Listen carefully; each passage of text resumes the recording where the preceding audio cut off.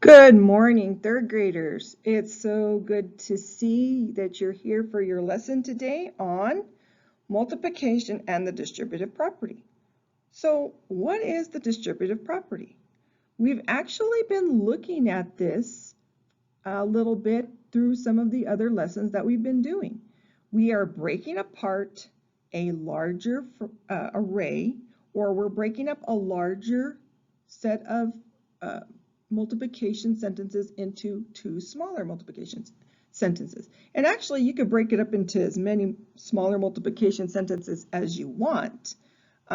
They're just showing you how to do just two. So let's take a look at what I mean by that, breaking it apart. So let's think about what multiplication is real quick. Our product is our total number of objects. Our first factor tells us our rows or our groups. And our second factor is going to tell us our number of squares or the number of objects in each row or group. So now that we've kind of reviewed what multiplication is, let's take a look at how we use the distributive property or the break apart strategy. So last week we've been talking about area of rectangles and squares. We were using square units to determine how many square units does it take to cover a space or surface. Now, in this case, we know that we can break this down into smaller groups to cover the rectangle. So, how do we break this rectangle down? We can break it down using our square units. So I have one row of 4, which is 1 times 4. So 1 times 4 is 4. Now, as I continue adding my rows of 4, you will notice that my first factor, or my rows, continues to increase by 1 more. So I add another row of 4, which is another group of 4, and now I have 3 groups of 4, which is 12. Again, I've added one more group of 4, and that means my first factor is up 1 more. I have 4 groups of 4. If I add another row of 4, I add another row of 4. Now I have 5 groups of 4, which is 20. And now my first factor is 5. My last factor, or my last row of 4, is going to give me 6 rows of 4. Now, if I were to take each one of these groups of 4, I could write it as 1 times 4 plus 1 times 4 plus 1 times 4 plus 1 times 4 plus 1 times 4 plus 1 times 4. And the reason I can do that is because every time I add one more group of 4, I am taking that one row of 4 and I have another group of 4. But to make this easier, how we write it is 6 times 4 equals 24, in this case 24 square units. So every time I take one of those rows of 4, I am adding to the very first factor, which is my number of rows or my number in each row. So we're using smaller facts to find the larger fact. So let's take, for example, here 3 times 4 equals 12. What if I wanted to use my 3 times 4 and double it?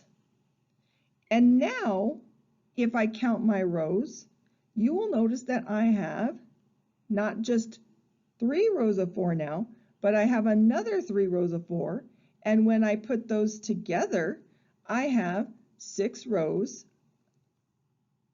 or I have 3 rows and 3 rows, which means I have 6 rows of 4, which is going to give me a total of now not just 12, but 24 objects. So to write that, my first array is 3 times 4. My second array is also another 3 rows of 4. And when I place those together, I can use a plus symbol, and together that's going to make 12, or 24, excuse me. So let's take a look at another example. I'm using my smaller facts to find my larger facts. So now I'm going to do this a little differently. I'm going to take, instead of 3 rows of 4, now I'm going to use 4 rows of 4. And I still want to make 6 rows of 4, but now that I'm using 4 rows of 4, I'm going to add 2 more rows of 4 for those 6 rows of 4, which means now my 2 smaller arrays are 4 times 4 and 2 times 4. And you'll notice that 4 times 4 is 16 and 2 times 4 is 8, but I still have 6 rows of 4, just broken up into 2 smaller arrays. So I broke up the rows as 4 rows and 2 rows.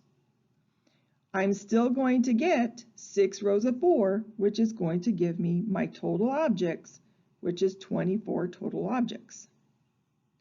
That's another way that I could break down 6 times 4. I could also, if you think about it, break it up as 5 times 4, which would be 20, and 1 times 4, which would be 4. So now looking at this, I have 4 times 4 and 2 times 4 as my 2 smaller arrays. My and tells me that I'm putting them together, and when I add those together, 16 plus 8 is going to give me my 24 total objects. So now let's take a look at another example. So this time I'm using my rows to break up into 2 smaller arrays. So I'm going to break up the 6 first, right down the middle, with 3 rows and 3 rows. So my top part of my array is 3 rows of 8, or 3 times 8, and my bottom portion of my is going to be 3 times 8, which is still going to be 24. Now, when I take my 24 and I add it together, my 4 and 4 is 8, and my 20 and my 20 is 40. So I have 48 circles or objects in this array. So now I can say that I can break it up another way. So now instead of breaking up the 6 as 3 rows and 3 rows, now I've broken it up as 2 rows of 8, and the bottom is going to be 4 rows of 8. So 2 rows of 8 is 16, and 4 rows of 8 is 32. So 32 and 16 is still going to give me my 48. Let's take a look at one more way. What if I place my dividing line at the 1 row of 8? So 1 row of 8 is 8, and I have 5 rows of 8, which is 40. And when I take the 40 and the 8 and put them together, I still get 48. So when you break these up into 2 smaller arrays, the total objects are not going to change the product. It's just how you break up the rows. And so we put a plus symbol between those 2 equations to show that we're adding the 2 smaller parts as one larger part. So now I know I have 48 total objects. So now let's take a look at, this time, instead of breaking up our rows, if we take the number of each row and we take it apart by the number in each row. Now, which means that we will see our dividing line going up and down instead of side to side, because now we're breaking up the number in each row, which means our rows are going to stay the same for each of our smaller multiplication sentences. So let's take a look. We have our dividing line right down the middle. On the left side, you see 6 rows of 4. Remember, still have the same number of rows. Now we're just taking apart the number that's in each row. So on my right side, this is 24. On my right side, I have 6 rows of 4, and 6 rows of 4 is 24. Now, when I put those two amounts together, instead of me having to count all of them individually, I'm going to know that 4 plus 4 is 8, and 20 and 20 is 40. So I have 48. Now, what if I wanted to break this up differently? I'm going to take my 8 in each row, and instead I'm going to move it over one more group of 8. So now my smaller equation is going to be 6 rows with 5 in each row now. And on the right side, that's going to be 30. If I break up and look at the right side, now I see that I have 6 rows, but now there's 3 in each row, and 6 times 3 is 18. And when I take my 30 and my 18, I'm still going to get the 48. Let's look at another way that we could break up the number in each row. So I'm just going to move it over just one more row of 8 again. So now I still have my 6 rows, but now I have 6 rows of 6, which gives me 36 because I added another group of 6. When I move over, I get 6 rows with 2 in each row. So I have 6 rows of 2 now. And when I take my 36 and my 12, I'm still going to get my 48.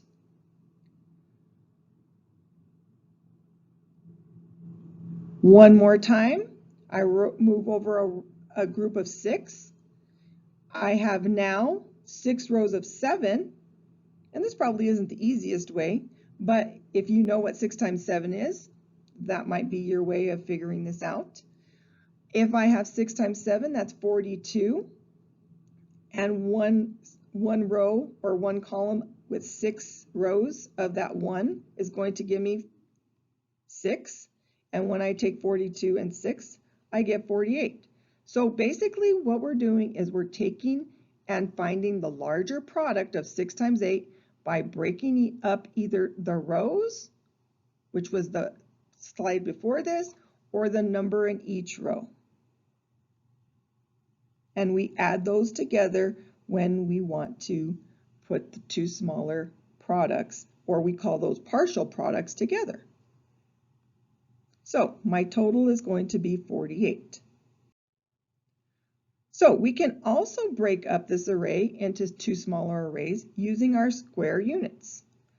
We've talked about this by placing our rows and our number in each row on a grid. We know that we have 5 rows with 7 squares in each row. To break this up, I can do 3 rows of 7, and that would be 7 and 7 and 7. So I have 21. To add to this 3 rows of 7 to make 5 times 7, I need 2 more rows of 7. So that would be 7 plus 7, and my 2 rows of 7 would give me 14 added to the 21, which would be 35. I could also do 4 rows of 7, which would give me 28, and then add another row of 7, which would add 7 to 28, which again would be 35. My product is not going to change depending on how I break it up. It should stay the same. So my area for that particular rectangle is going to be 35. I could also use for 6 times 6. So I could do 3 rows of 6, which would give me 6 plus 6 plus 6. I'm using my repeated addition to help me find my total, which would be 18. To add to this 3 groups of 6 to make 6 rows of 6, I would need to add another 3 groups of 6. And that would be another group of 6 plus 6 plus 6. And again, that would be 18. And 18 and 18 makes 36. I could break this up differently. I could do 4 rows of 6, which would be 24 if you know 4 times 6 fairly quickly, and add to that 2 times 6. And I still have 6 rows of 6. Now I've just broken it up into 2 smaller parts of 4 times 6 and 2 times 6. And 24 plus 12 is still going to give me my 36.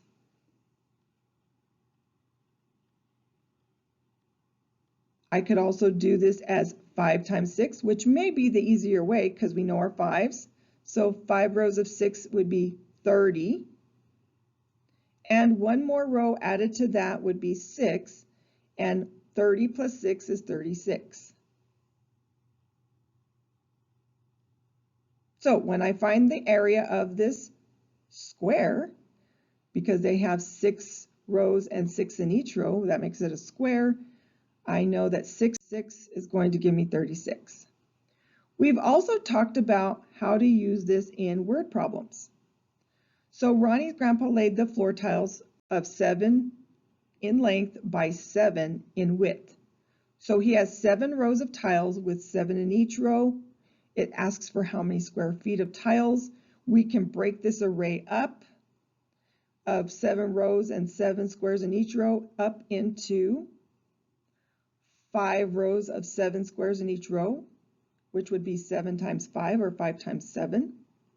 And we could break it up as 2 rows of 7, which would be 14. And when we take the 35 and the 14 and add them together, we get 49 square feet. So 7 times 7 would give me my 49 square feet. So we're going to now take a look at our assignment for today. It's going to be in your Envision hardback book. You will be on page 142 and 143.